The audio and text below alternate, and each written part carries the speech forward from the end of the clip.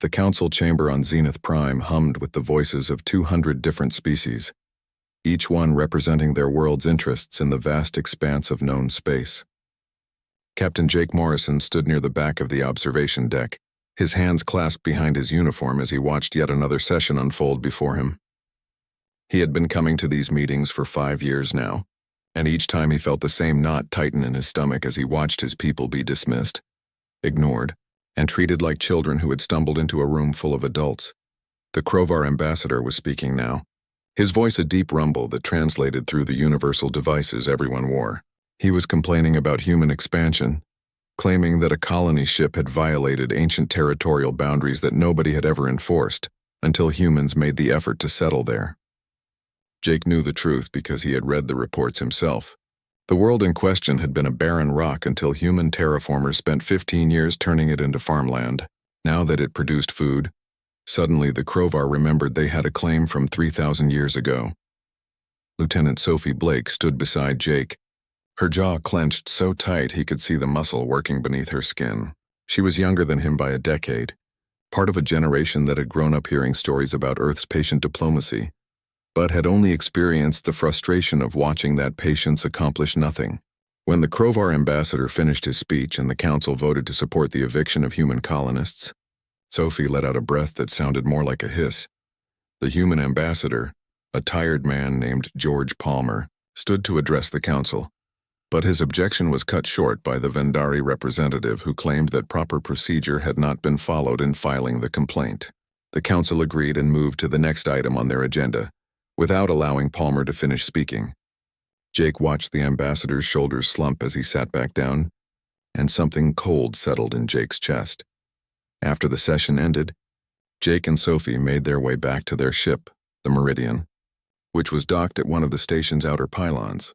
The walk through the station's corridors gave them a clear view of how other species moved through this place with confidence and purpose, while humans were often stopped by security for random checks or delayed at every checkpoint. Sophie muttered something under her breath that Jake pretended not to hear because he agreed with every word. On board the Meridian, Jake found a priority message waiting for him. A refugee ship called the New Dawn had entered the sector and was requesting emergency escort. The ship's captain was an older man named Peter Hayes, and his message included visual data that made Jake's hands curl into fists. 300 people, including 70 children, had been given 4 hours to pack what they could carry before Krovar soldiers forced them off the world they had built with their own hands. Jake immediately filed a request with the council for permission to provide escort and humanitarian assistance. The response came back within an hour, which was unusually fast, but the answer was exactly what he expected. Permission denied because it might escalate tensions with the Krovar Empire. The message suggested that the refugees should apply for standard relocation assistance through proper channels, a process that typically took 6 months and was rejected 80% of the time. Sophie was in the command center when Jake shared the news, and for a moment he thought she might actually hit something. Instead, she turned to him and asked in a voice that was too calm what they were going to do about it. Jake looked at the regulations, then at the refugee ship's location, then back at Sophie. The Meridian was a diplomatic vessel, not a warship, but it had defensive capabilities and the legal authority to respond to distress calls in neutral space. He ordered the crew to prepare for departure and set course for the New Dawn's location. If the council wanted to file a complaint about it later, they could add it to the pile of hundreds of other complaints that humanity had filed over the years, all of which had been ignored or dismissed. Two could play at that game. When the Meridian reached the refugee ship, Jake saw that it was even worse than the reports had indicated. The New Dawn was a converted cargo hauler that had never been designed to carry so many people. Its life support was straining, its engines were barely functional, and the hull showed signs of damage from what looked like warning shots. Peter Hayes appeared on the communication screen looking like he had aged 20 years in the past week. The old captain explained everything while Jake recorded it for the official report he knew would be ignored. The Krovar had arrived with warships and declared the system theirs by right of ancient claim. When the colonists protested and showed their legal settlement charter, the Krovar representative had laughed and asked what the humans planned to do about it. They had 4 hours to leave or be removed by force. Peter and the other colony leaders had chosen to evacuate rather than let their children become casualties in a fight they could not win. Jake asked about the farms, the infrastructure, the homes they had built. Peter's face hardened, and he explained that the Krovar were already moving their own people in, taking over everything the humans had created.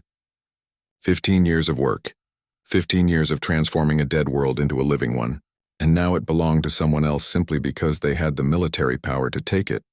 Sophie was standing behind Jake during the conversation, and he could feel the anger radiating off her like heat from a fire.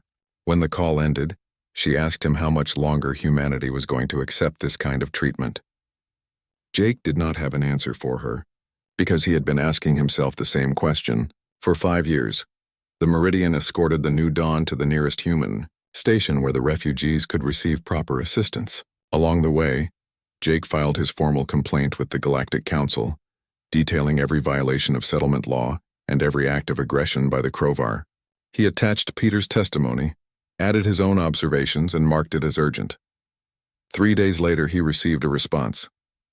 The council had reviewed his complaint and determined that the Krovar claim had legal precedent under ancient territorial rights. The matter was considered closed. There would be no investigation, no sanctions, no consequences of any kind. The 300 humans who had lost everything would receive nothing but sympathy, which was worth exactly as much as sympathy had always been worth. That night, Jake sat alone in his quarters and thought about all the times he had counseled patience to his crew. He had told them that diplomacy took time, that humanity had to prove themselves worthy of respect through peaceful means, that eventually their good behavior would be rewarded. But looking at the closed complaint on his screen, he wondered if he had been wrong all along. Maybe kindness was not being seen as a virtue, but as weakness.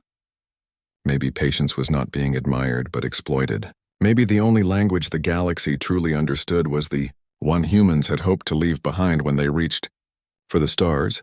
Sophie found him there an hour later and sat down across from him without asking permission. She looked at him with eyes that held a question she did not need to speak aloud. Jake met her gaze and saw his own doubts reflected back at him. Something had changed in that moment, though neither of them said it out loud. The ember of anger that had been smoldering in Jake's chest for 5 years suddenly felt like it was starting to glow brighter. How much more could humanity endure before that ember became a flame? And how much more before that flame became an inferno that would burn away everything the galaxy thought they knew about the patient, peaceful humans who had asked for nothing more than fairness? 6 months had passed since the refugee incident, and Commander Lisa Grant stood in the observation lounge of Harmony Station watching the stars shift slowly across the viewport. The station had been her home for 3 years now, a place where human scientists worked alongside researchers from a dozen other species to unlock the mysteries of the universe. It was supposed to be proof that humanity could contribute something meaningful to the galactic community beyond just complaints and grievances about unfair treatment.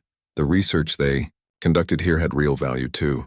Dr. Allen Cooper and his team were working on treatments for a degenerative disease that affected 6 different species, including humans.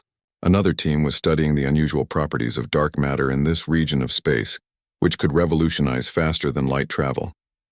Every day brought new discoveries, and Lisa had believed that this was how humanity would earn respect. Not through military might or political maneuvering, but through genuine contribution to the greater good of all species. That belief shattered when the Vendari fleet dropped out of faster-than-light travel just outside the station's defensive perimeter. Lisa was in her office, reviewing supply requisitions when the alert came through, and she rushed to the command center where her staff were already pulling up identification data on the 6 ships that had appeared without warning or announcement. The lead vessel was a corporate cruiser, the kind the Vendari used when they wanted to intimidate someone but maintain deniability about official government involvement. The communication came through on all frequencies, and the face that appeared on the screen belonged to a Vendari named Zethis, who wore the marks of a senior corporate executor. His translated words were polite, but the meaning underneath them was anything but. Harmony Station now belonged to the Vendari Consortium, due to a legal claim buried in the original construction contracts that humanity had signed when they first joined the galactic community. Lisa felt her blood run cold as she listened because she knew exactly what this was about. 2 weeks ago, a survey team had discovered a massive deposit of rare minerals in the nebula, Just 3 light years from the station, those minerals were worth more than some entire planetary economies, and suddenly, this remote research outpost was sitting on prime real estate. The Vendari had gone through their archives, found some obscure clause that nobody had paid attention to 7 years ago, and now they were here to collect. Alan Cooper was standing next to Lisa when Zethus delivered the ultimatum. The humans had 4 hours to evacuate the station completely and transfer all research data to Vendari custody. After that, the station would be sealed and any personnel remaining on board would be removed by force, which in Vendari terms meant they would vent the entire structure to space and sort out the bodies later. Alan started to protest and tried to explain that the research here could save millions of lives across multiple species, but Zethus cut him off with a gesture that suggested he was swatting away an annoying insect. To the Vendari, everything came down to profit and loss calculations. The research might save lives, but the station's location near those mineral deposits was worth immediate tangible wealth. In their culture, the choice was obvious, and they could not understand why anyone would think differently. Zethus actually seemed confused when Alan kept trying to negotiate, as if the human scientist was speaking a language that made no logical sense.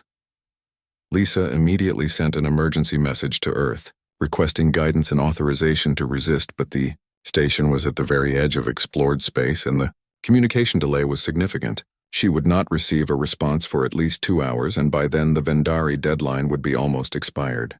Her crew looked to her for direction, and she saw fear in some faces, but also anger in others, especially the younger officers who had grown up hearing stories about human patience but had only experienced the frustration of watching that patience be exploited. The next 90 minutes were chaos as the science teams tried desperately to back up years of research data while the station's small security force prepared for the possibility of having to defend against boarding actions they had no real chance of repelling. Alan worked with frantic energy to upload everything to secure servers, but there was too much data and too little time.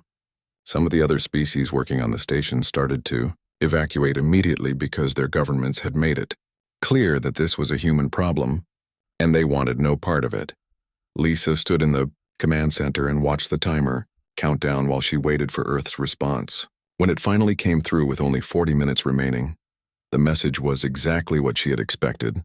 Earth's government expressed deep concern and promised to file formal protests with both the Vendari and the Galactic Council, but they stopped short of authorizing military action because that might trigger a wider conflict that humanity could not win. The message ended with instructions to evacuate peacefully and preserve human lives above all else. Sophie Blake would have ignored those orders. Jake Morrison probably would have found some creative interpretation that let him do what needed to be done, but Lisa was not them, and she had always followed the rules because she believed the rules mattered. Except now she was looking at those rules and realizing that they only seemed to matter when humans were the ones being told to follow them. She made her decision with 20 minutes left on the clock. Lisa ordered all remaining personnel to the escape pods, and then she accessed the station's primary computer core. Alan tried to stop her when he realized what she was planning, but she ordered him off the station and watched until she was certain he and the others were safely away. Then she activated protocols that most Station I commanders never even looked at because they never imagined needing them. The Harmony Station self-destruct sequence was designed for catastrophic emergencies like reactor breaches or plague outbreaks where the station had to be destroyed to prevent greater disaster. It required 3 separate authorization codes and a biometric scan, and even then it gave a 15-minute warning to allow for evacuation. Lisa entered the codes and pressed her palm to the scanner, and watched the timer begin its final countdown. Zethus appeared on her screen demanding to know what she was doing, and his confusion was almost funny if the situation had not been so serious. The Vendari could not comprehend why anyone would destroy valuable property rather than hand it over. In their entire history, they had never encountered a species that would choose to lose everything rather than surrender to inevitable economic reality. Lisa looked directly into the camera and spoke in a voice that was perfectly calm and clear.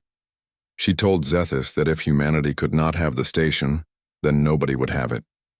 The research would be lost, the equipment would be destroyed, and the Vendari would gain nothing but a debris field for all their legal maneuvering and threats. She could see the moment when he realized she was serious because his face went through several color changes that the translator struggled to interpret. He threatened immediate military action and promised that humanity would face severe consequences, but Lisa just smiled. The escape pod launched. With 90 seconds remaining, and Lisa watched through the small viewport as Harmony Station grew smaller behind her. The explosion, when it came, was brief and bright. A flash of light that consumed 3 years of her life and decades of research in an instant. The station broke apart into an expanding cloud of debris and superheated gas that would make the surrounding space unusable for months. The Vendari fleet sat motionless in space as if they could not quite process what had just happened. Their corporate executor had promised his superiors a valuable station, and instead he was returning with nothing but a disaster that would cost him his position and possibly his life, depending on how angry the consortium leadership was about this failure. Lisa's pod was picked up by a human transport that had been waiting at a safe distance, and within hours she was on her way back to Earth. The news of what she had done spread across human space faster than light itself, carried by every ship and every communication relay until there was not a human alive who had not heard about the commander, who had chosen destruction over surrender. The Galactic Council convened an emergency session to condemn humanity's actions, and they used words like barbaric and wasteful and irresponsible. They demanded that Lisa be handed over for trial, and they insisted that humanity pay reparations for the destroyed research that had belonged to multiple species. The Vendari Consortium added their own demands and threatened trade sanctions if Earth did not comply immediately. Earth's government listened to all the demands and all the threats, and then they did something that shocked the entire galaxy. They refused everything. No apologies, no reparations, and definitely no handing over Lisa Grant to face Vendari justice. The official statement was brief and simple, and it marked the first time that humanity had openly defied the Council's authority. Lisa became something she had never intended to be.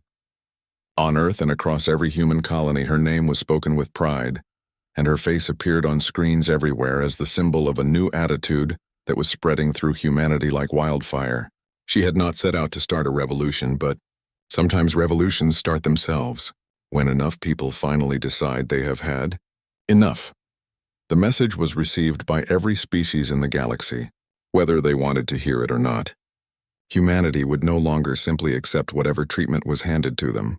They would no longer smile and be patient while others took what they had built. The rules that had protected the strong while punishing the weak were no longer going to be followed without question. Something fundamental had changed, and everyone knew it. The patient humans who had spent 70 years trying to earn respect through peaceful means had just announced that there were limits to their patience. The galaxy was about to discover what happened when those limits were crossed.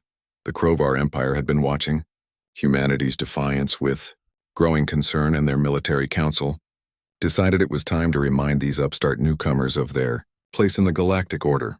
Admiral Throck was a decorated warrior who had fought in 17 campaigns across 4 decades, and he commanded the respect of every soldier under his authority. When his superiors ordered him to establish a blockade around Nova Terra, one of humanity's most important colony worlds, he accepted the assignment with confidence that bordered on arrogance. Nova Terra was home to 8 million humans and served as a major hub for trade and agriculture in that sector of space.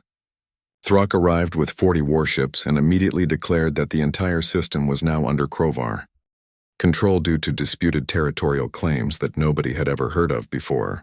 His orders were simple and direct. No ships would be allowed in or out until humanity agreed to accept permanent restrictions on their expansion and formally acknowledge Krovar superiority in all matters of territorial disputes. The Krovar expected humanity to protest through diplomatic channels and eventually cave to the pressure when the people of Nova Terra started running short on supplies. What they did not expect was Admiral Kevin Drake, who commanded the human fleet in that sector, from his flagship carrier called the Defiant. Drake was 53 years old and had spent 30 of those years studying military history from every period of human civilization. He knew tactics that predated spaceflight by thousands of years, and he understood something the Krovar did not, which was that sometimes the best way to win a fight was to change the rules of engagement entirely. Drake had only 12 ships under his command, compared to the 40 vessels in Throck's blockade fleet. By every standard calculation, the Crovar had overwhelming superiority in firepower, armor, and tactical position. They had positioned themselves in a formation that had served the Crovar military for over 2,000 years, a defensive sphere that allowed overlapping fields of fire and mutual support between vessels. It was a textbook deployment that had crushed countless enemies who tried to break through by conventional means. But Kevin Drake had not become an admiral by doing things the conventional way. His tactical officer was a young woman named Amy Foster, who had graduated top of her class at the Naval Academy and shared Drake's passion for unconventional warfare. Together, they spent 3 days analyzing the Crovar formation and identifying weaknesses that the enemy did not even know existed, because those weaknesses only mattered if someone was willing to fight in ways the Crovar considered dishonorable or cowardly. The Crovar valued direct combat between warriors who faced each other with courage and honor. They saw warfare as a test of strength and skill where the superior force would naturally prevail. This cultural blind spot meant they had never developed effective countermeasures against electronic warfare, drone swarms, or hit-and-run tactics that humans had perfected during centuries of warfare on Earth before they ever reached the stars. Drake requested permission from Earth's government to break the blockade, and the response came back within hours.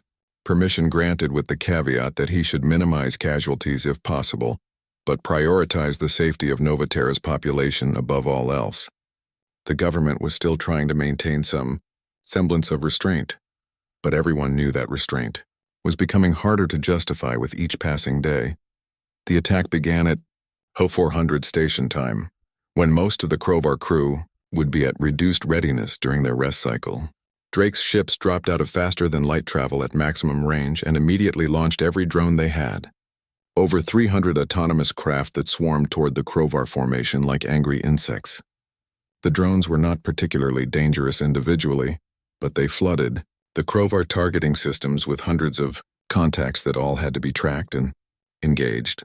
While the Crovar were dealing with the drone swarm, Amy Foster activated electronic warfare systems that humanity had developed during the Cold Wars of Earth's 20th century and refined over the decades since. The Crovar communication network started experiencing interference, and their targeting solutions became unreliable as human systems fed false data into their sensors. Suddenly, the perfect defensive formation began to lose cohesion as individual ships struggled to coordinate with each other. Throck realized what was happening and tried to adapt, but his training and experience had not prepared him for this kind of warfare. He ordered his ships to switch to backup systems and tighten the formation, but Drake was already executing the second phase of his plan. The human ships split into 3 groups and attacked from different vectors simultaneously, using speed and maneuverability instead of trying to match the Crovar in direct firepower exchanges. The battle that followed would be studied in military academies for generations. Drake's flagship led one group in a direct assault that drew the attention of half the Crovar fleet, while the other 2 groups swept around the flanks like the horns of a bull. The Crovar tried to maintain their defensive sphere, but the formation was designed to repel frontal assaults, not multi-directional attacks from fast-moving opponents who refused to stay still long enough to be targeted effectively.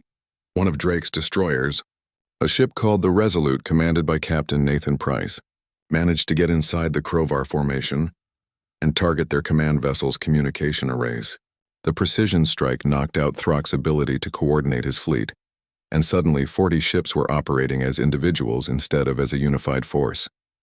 The advantage shifted in that moment from overwhelming Crovar superiority to chaotic confusion where human speed and flexibility became decisive factors. The fighting lasted 4 hours in the space around Novaterra filled with weapons fire, debris, and the brief flashes of reactors going critical when ships suffered catastrophic damage. 8 Crovar vessels were destroyed outright and 12 more were disabled, to the point where they had to withdraw from the battle. The remaining 20 pulled back in disorder with Throck screaming orders that nobody could hear properly, because his communication systems were still compromised. Drake lost 2 ships in the engagement. The destroyer Valiant took a direct hit that breached its reactor containment, and the crew had only minutes to evacuate before the ship tore itself apart. The frigate Steadfast was disabled early in the battle and had to be abandoned when Crovar boarding parties tried to capture it. but the crew set the self-destruct and denied the enemy that prize. 47 human sailors died in the battle, but they had accomplished something that sent shockwaves across the entire galaxy. With the blockade broken, Drake immediately began evacuating civilians from Nova Terra because he knew the Crovar would return with reinforcements. Over 10,000 people were loaded onto transport ships and sent to safer systems, while Drake's remaining vessels prepared defensive positions. But the Crovar counterattack never came because Throck's superiors were too busy trying to understand how a supposedly weak and insignificant species had just humiliated one of their most experienced admirals. The battle became known as Drake's Gauntlet, and news of it spread across human space within days. People celebrated in the streets of Earth and every colony world because finally, after 70 years of patience and restraint, humanity had proven they could fight back and win. The younger generation, who had grown up frustrated with their government's diplomatic approach, suddenly had heroes to look up to and a reason to believe that their species would not be pushed around forever. But the celebration was tempered by the knowledge that this was not really a victory. It was the beginning of something much larger and potentially more dangerous. The Crovar Empire immediately demanded an emergency session of the Galactic Council to address what they called unprovoked human aggression. The Vendari Consortium added their support to the Crovar position because they saw an opportunity to further isolate and pressure humanity into accepting permanent subordinate status. Other species watched the situation with mixed reactions. Some of the smaller powers, who had also suffered under the domination of the major species, quietly admired what humanity had done. Others feared that humans were becoming too aggressive and might pose a threat to galactic stability. The Ethon Collective, who had remained carefully neutral through all the previous incidents, began conducting their own analysis of human capabilities and wondering if they had underestimated these newcomers. Kevin Drake received dozens of messages from Earth praising his tactical brilliance, but he knew the truth. He had not won a war. He had just won a single battle against an enemy who had not been prepared for his methods. The Crovar would adapt, and next time they would be ready for drones and electronic warfare. The question was whether humanity would have time to prepare for that next confrontation, or whether the galaxy's major powers would unite to crush this upstart species. Before they became too dangerous to handle, Sophie Blake, who had been promoted to captain of her own ship after the refugee incident, sent Drake a private message congratulating him, but also warning him that this was only the beginning. She had been right about humanity needing to stand up for itself, but neither of them had imagined that standing up would lead to open warfare so quickly. The galaxy had operated under certain assumptions about humanity for 7 decades, and those assumptions were now shattered. Nobody knew what would happen next, but everyone understood that there was no going back to the way things were before.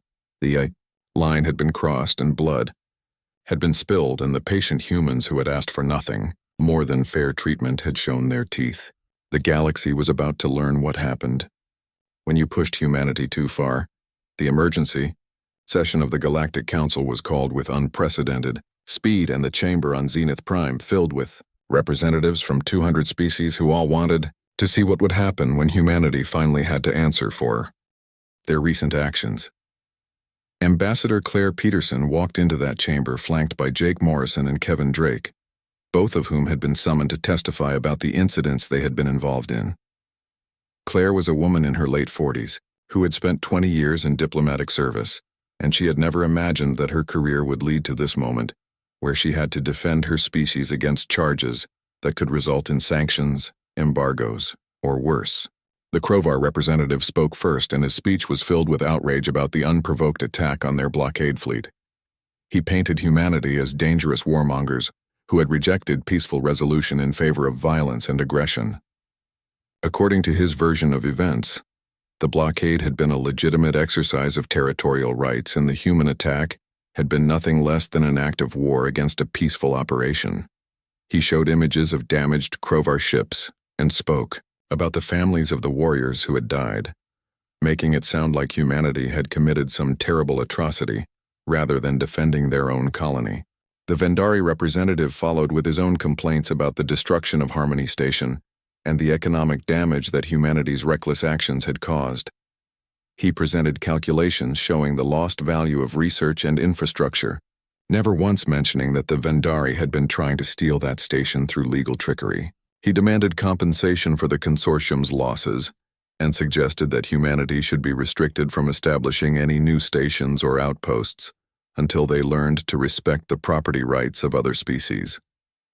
Claire listened to all of it without interrupting, because she knew that responding too quickly would make her look defensive. She watched the council members as they listened to the accusations, and she could see that many of them had already made up their minds. The major powers wanted humanity punished as an example to other species who might get ideas about standing up for themselves. Some of the smaller species looked uncomfortable but stayed silent because speaking in favor of humanity might bring unwanted attention to their own situations. When Claire finally took the floor, the chamber grew quiet.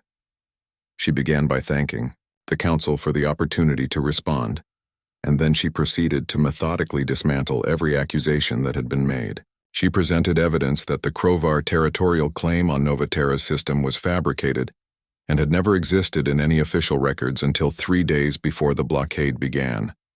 She showed communication logs proving that the blockade was specifically intended to pressure humanity into accepting terms that would have made them permanently subordinate to Krovar authority. Regarding Harmony Station, Claire presented the original construction contracts and highlighted the clause that the Vendari had exploited. She pointed out that the clause was written in a language that humans had barely understood at the time, and was buried on page 743 of a document that nobody could reasonably be expected to read in full. She then showed evidence that the Vendari had only discovered this clause after survey teams found valuable mineral deposits near the station, proving that their legal claim was nothing more than opportunistic theft disguised as legitimate business practice.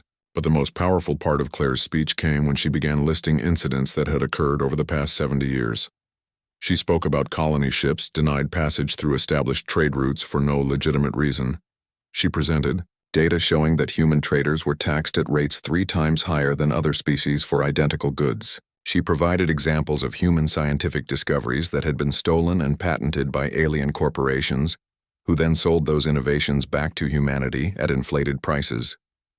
Claire pulled up case after case of discrimination, theft, and injustice that humanity had endured while trying to be good members of the galactic community. She showed complaints that had been filed and ignored, appeals that had been denied without explanation, and requests for fair treatment that had been met with dismissive responses or outright mockery. For 90 minutes, she laid out a pattern of systematic abuse that could not be denied, because every bit of it was documented in the council's own records. The chamber was absolutely silent when she finished the litany of grievances. Then Claire asked the question that cut to the heart of everything. She looked directly at the assembled representatives and asked in a clear voice if humanity were warmongers for defending their people. Then what did that make those who had spent 70 years attacking people who could not effectively fight back? The question hung in the air like smoke, and nobody seemed willing to answer it. Some of the council members shifted uncomfortably in their seats while others stared at the table in front of them. The Krovar representative tried to object, but Claire cut him off by pointing out that he had not answered her question. She pressed the issue by asking if the council truly valued peace and cooperation as they claimed, or if those principles only applied when the powerful were dealing with each other rather than with the weak. The session dissolved into chaos as different species started arguing with each other. Some of the smaller powers who had remained silent suddenly found their voices and began sharing their own experiences of being mistreated by the major species. The facade of unity and cooperation that the council had maintained for centuries started cracking as old grievances surfaced and accusations flew back and forth across the chamber. The Ethon Collective's representative, a crystalline being named Lyris who rarely spoke during normal sessions, called for order and proposed a compromise solution. Humanity would face no sanctions for their recent actions, but they would have to accept peacekeepers in their territory to monitor their activities and ensure they did not become a threat to galactic stability. The proposal was carefully worded to sound reasonable, but everyone in the chamber understood what it really meant. It was occupation, disguised as supervision. Claire rejected the proposal immediately, and her refusal shocked many of the council members who had expected humanity to grasp at any opportunity to avoid harsher punishment. She stated clearly that humanity would accept observers if the council wanted to monitor their activities, but only if every major power accepted the same level of oversight. She pointed out that if humanity needed to be watched to ensure they did not become dangerous, then surely the species who had already demonstrated their willingness to abuse the weak should be watched even more carefully. The Krovar and Vendari representatives refused to accept equal treatment, and their refusal proved Claire's point better than any argument she could have made. The double standard was laid bare for everyone to see, and the smaller species who had been watching the proceedings with growing interest began talking among themselves about what this meant for their own relationships with the major powers. The session ended without any resolution, and Claire knew that was actually the best outcome humanity could have hoped for. No sanctions meant no immediate consequences, and the lack of consensus meant the major powers could not unite the Council against humanity. But as she left the chamber, Lyris approached her for a private conversation, and what the Ethan representative shared made Claire's blood run cold. Lyris explained that the Krovar and Vendari were already in discussions about forming a military coalition to deal with the human problem before it got worse. They were talking about a joint operation to enter human territory, dismantle military installations, and force humanity to accept permanent restrictions on their sovereignty. The Ethon Collective would not participate in such an action, but neither would they intervene to stop it, because they valued their neutrality more than they valued justice.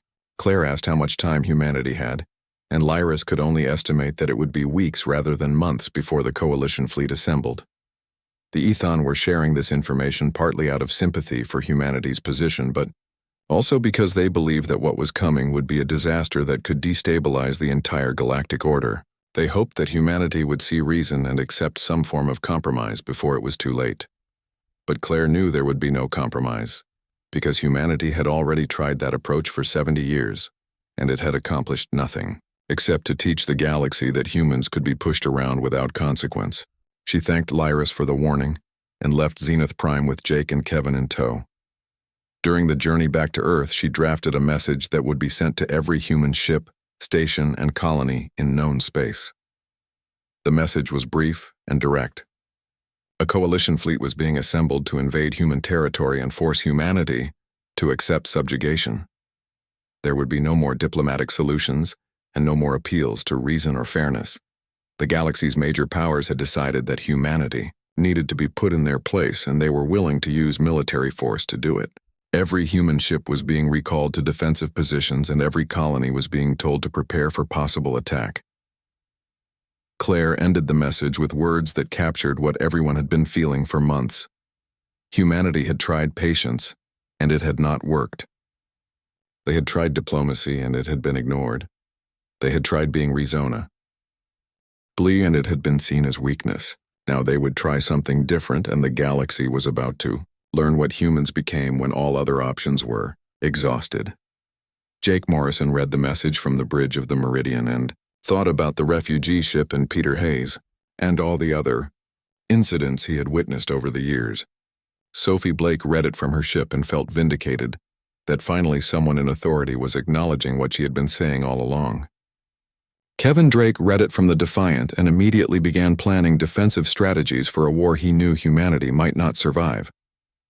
And across human space, millions of people read that message and understood that everything was about to change. The line had been drawn, and soon everyone would see which side of it they truly stood on. 3 weeks after the council session ended without resolution, a fleet larger than anything seen in galactic history assembled at the edge of human space. 60 Krovar warships and 40 Vendari cruisers formed the core of the coalition force, but they had been joined by mercenary vessels from a dozen other species who saw an opportunity for profit or simply wanted to curry favor with the major powers. The combined fleet numbered over 120 ships, and their objective was clear and brutal. They would enter human territory, destroy military installations, and force humanity to accept terms that would make them subordinate to galactic authority for generations to come. Admiral Kevin Drake had been promoted to Supreme Commander of Human Defense Forces, and he coordinated the defense from a massive military station called Sentinel-1 that orbited at the edge of the Sol system. He had 90 ships under his command, and many of those were converted civilian vessels that had been hastily equipped with whatever weapons could be installed in the limited time available. The odds were worse than they had been at Nova Terra, and everyone knew it. But Drake also knew that humanity had no choice except to fight, because surrender would mean the end of everything they had tried to build among the stars. Captain Sophie Blake commanded the destroyer Valiant, which had been rebuilt after taking damage in the battle at Nova Terra. She patrolled the border alongside hundreds of other human vessels, and the mood among the crews was grim but determined. They knew they were outgunned and outnumbered, but they also knew they were fighting for their homes and families and future. The alternative to fighting was accepting permanent subjugation, and that was something no human could stomach after 70 years of trying to earn respect through peaceful means. The Coalition fleet advanced slowly into human space, and their commanders expected either immediate surrender or a desperate last stand that would be crushed within days. What they got instead was neither. Drake had spent the 3 weeks since Claire's warning preparing not for a single decisive battle, but for a grinding campaign of attrition that would bleed the Coalition fleet until their will to continue broke. Human ships struck from unexpected angles using asteroid fields and nebulae as cover. They employed tactics that the Coalition considered dishonorable, such as ambushes, false retreats, and targeted strikes against supply lines that left enemy ships stranded without fuel or ammunition. Ambassador Claire Peterson worked diplomatic channels with frantic energy during those weeks, trying to rally support from neutral species, who might be convinced to pressure the Coalition into backing down. She found surprising allies among the smaller powers who had watched humanity's treatment with growing concern. They could not provide military support without risking retaliation from the major powers, but they could offer other assistance. Intelligence about Coalition movements started flowing to human commanders through carefully anonymous channels. Human ships found themselves able to refuel at stations that officially claimed neutrality but conveniently looked the other way when damaged vessels limped into their docks. The Ethan Collective maintained their official neutrality, but Lyris had developed what might have been called sympathy for humanity's situation. The crystalline being could not directly help humans without violating the Ethon's strict policy of non-interference, but information had a way of being accidentally leaked to human intelligence networks. Battle plans that the Coalition thought were secure somehow ended up in Drake's hands hours before attacks were launched. The Ethon were playing a dangerous game, but they had decided that the Coalition's attempt to subjugate an entire species through military force was a greater threat to galactic stability than humanity's defiance. The war that followed was unlike anything the galaxy had experienced in living memory. Most conflicts between spacefaring species lasted days or weeks because superior firepower usually decided the outcome quickly. But humanity refused to give the Coalition the decisive battle they wanted. Instead, Drake spread his forces across 17 colony systems and forced the Coalition to either split their fleet or concentrate on single targets while humans struck everywhere else. The Coalition chose to concentrate, and that decision cost them dearly. Every system the Coalition entered became a nightmare of harassment and attrition. Human ships would strike and fade away before the enemy could respond effectively. Minefields appeared in shipping lanes that had been clear hours before. Automated defense platforms that looked like debris suddenly activated and fired on Coalition vessels. Supply convoys disappeared without trace, and the wreckage was found weeks later scattered across empty space. The Coalition was winning territory but losing ships, and the cost kept climbing, while the benefits remained unclear. The turning point came at a place called Meridian Pass, a strategic choke point that led directly to Earth's core systems. The Coalition committed 60 ships to breaking through because their commanders believed that threatening Earth directly would finally force humanity to surrender. Drake met them with his entire remaining fleet in a gamble that would either save humanity or doom them to defeat. 90 human ships against 60 Coalition vessels might have seemed like decent odds, except that the Coalition ships were larger and more heavily armed, and their crews had not been fighting a grinding campaign for weeks. The battle began at Dawn Station time, and it raged for 3 full days. Space filled with weapons, fire, and debris, and the brief violent flashes of ships dying as their reactors went critical. Jake Morrison commanded a battlecruiser called Resilient, and he led a flanking attack that caught the Crovar flagship by surprise. His crew fought with desperate courage and managed to cripple the enemy command ship's communication systems. Without coordination, the Coalition fleet began to lose cohesion, and what should have been an organized assault became a confused melee where individual ships fought for survival rather than following any coherent strategy. Sophie. Blake's Valiant delivered the blow that would be remembered in history books. She identified the Vendari command ship and led her destroyer on a suicide run that should have ended with her ship's destruction. But Sophie had learned something during her years of watching humanity be pushed around. Sometimes the bold move that looked like madness was actually the sanest choice available. The Valiant's weapons tore into the Vendari cruiser's vulnerable reactor shielding, and the resulting explosion took out 2 other coalition ships that had been positioned too close for mutual support. The fighting continued for another day, but the coalition's will had broken. They had expected an easy victory, or at worst a hard-fought battle that would establish their dominance. Instead, they had found an enemy who would not break and would not surrender, and would not stop fighting no matter what the cost. The mercenary forces began deserting first because they had signed up for profit, not for a grinding war of attrition against opponents who fought like demons. Even some Krovar captains started questioning whether this war was worth the losses they were taking.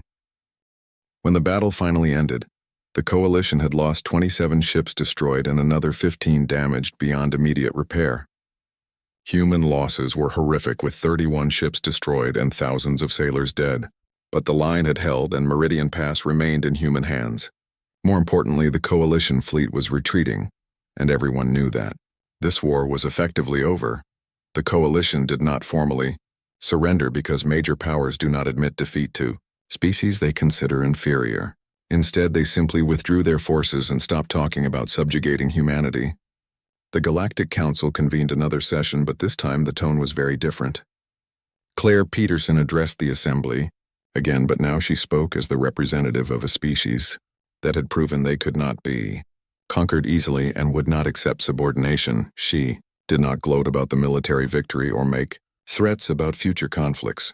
Instead, Claire extended an olive branch and proposed a new framework for interspecies relations based on genuine equality and mutual respect. She acknowledged that humanity had no desire to dominate other species and had only wanted fair treatment from the beginning. The major powers had forced this confrontation by refusing to treat humans as equals, and now everyone had paid a price for that stubbornness. The council session lasted for weeks as representatives debated and negotiated and slowly built a new structure for galactic governance that included protections for smaller species and limitations on the major powers. It was not perfect, and there were compromises that left everyone somewhat unhappy, but it was better than what had existed before. Humanity had not set out to change the galaxy, but their refusal to accept injustice had forced changes that would benefit many species beyond just humans. Jake Morrison stood on the observation deck of Sentinel-1 months after the battle and watched ships from dozens of species arriving for what was being called the First Equal Council. Sophie Blake joined him and commented that it had taken humanity's anger to accomplish what their patience never could. Jake agreed, but said he hoped that now they could build something better. A galaxy where species could cooperate as genuine equals rather than as rulers and subjects. On Earth, children looked up at the stars and saw not a place of endless injustice, but a future full of possibility. The generation that had grown up frustrated with their government's diplomatic patience now had a different story to tell their own children. They would speak about the moment when humanity finally said enough and stood up for themselves. They would remember the names of those who had died defending human freedom, and they would honor the sacrifice that had purchased equality with blood. The galaxy had learned an important lesson about the species they had dismissed as weak and patient and willing to endure any insult. Humans had limits to their patience, and when those limits were crossed, the results were devastating. No species would ever forget the moment when humanity's patience finally snapped, and no species would ever dare treat them as inferior again.